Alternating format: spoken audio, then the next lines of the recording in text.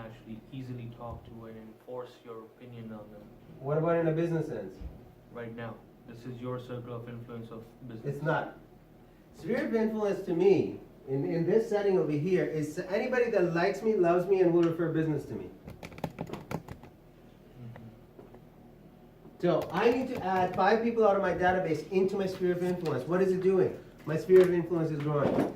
These are people that I contact on a regular basis. Hey, how you doing? Long time no see. How's your kid? How's your mom? How's your dad? How's your wife? So having the conversation. How's your husband doing? Your husband was getting a new job. Did he get it? No, there's all contact information available there. So as you're adding more and more people into your sphere of influence, what are you effectively doing? What is happening to your source of leads? You're reinforcing them?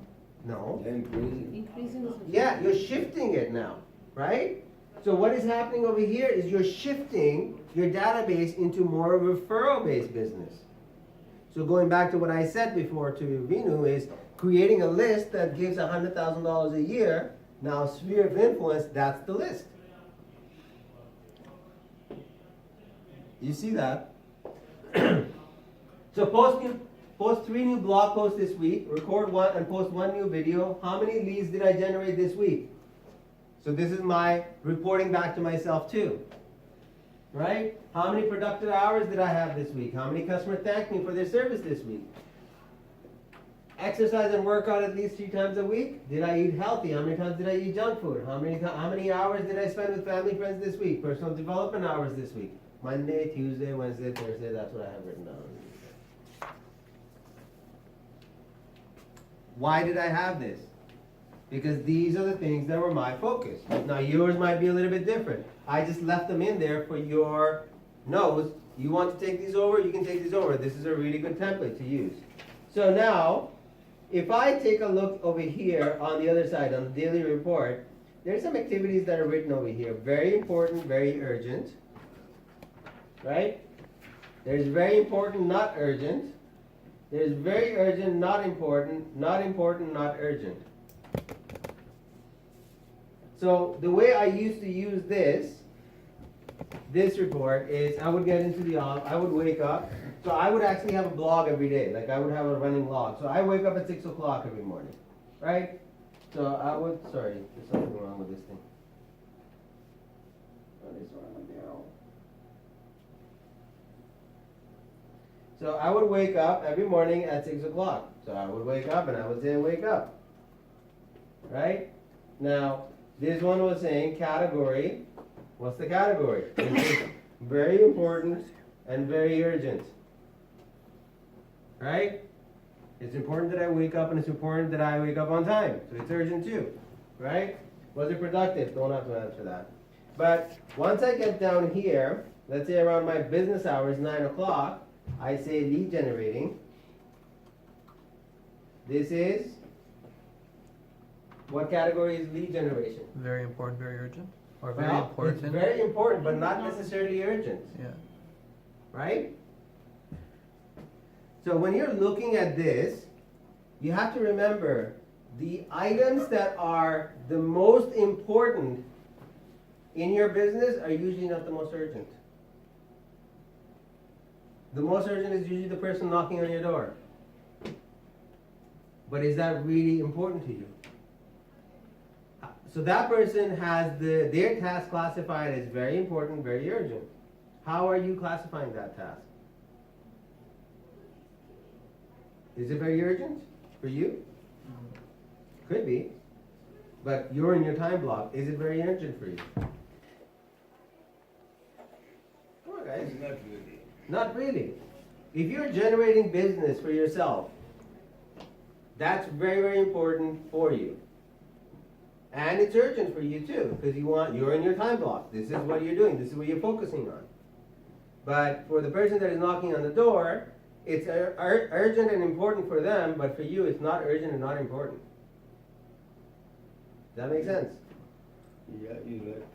But the lead generating something associated with you are contacting people, but since your business time or office time, it's a less chance to have a contact with other people over the phone. So in my opinion, it may be shifted to some. You time can with shift it. More probability of getting the people respond. You can shift it anywhere you want. I have always had my lead generation done between 9 a.m. to 12 p.m. So 9 to 12, 3 hours. I always reach people. If I don't reach people, I leave them a message and I follow up with an email, and then they call me back whenever they want to. If they don't call me back, that's fine too. Because there's enough business being generated, Yes. right? You're not chasing people, people start chasing you after a little while, Yeah. right? So, lead generating, this is very important, not urgent. But it is very, very important.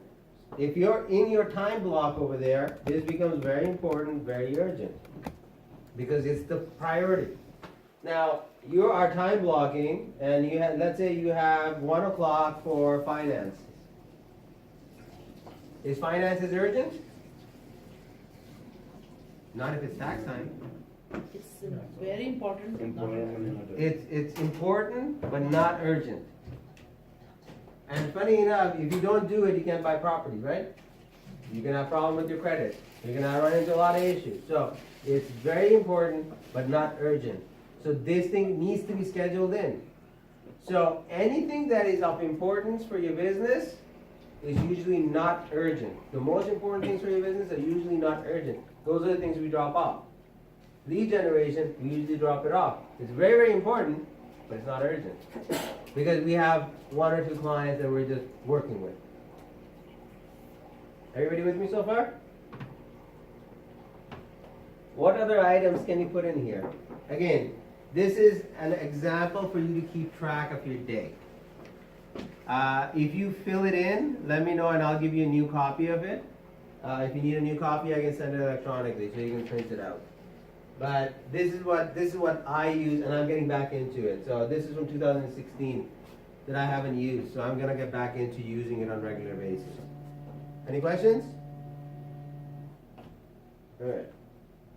The next thing we want to talk about is we have a deal summary document. How many of you actually saw the email come through for the deal summary document?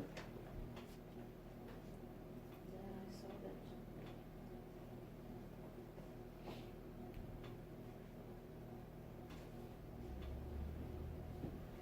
So you probably saw a deal summary document come through that looks like, oh wait, where'd it go? That looks like this.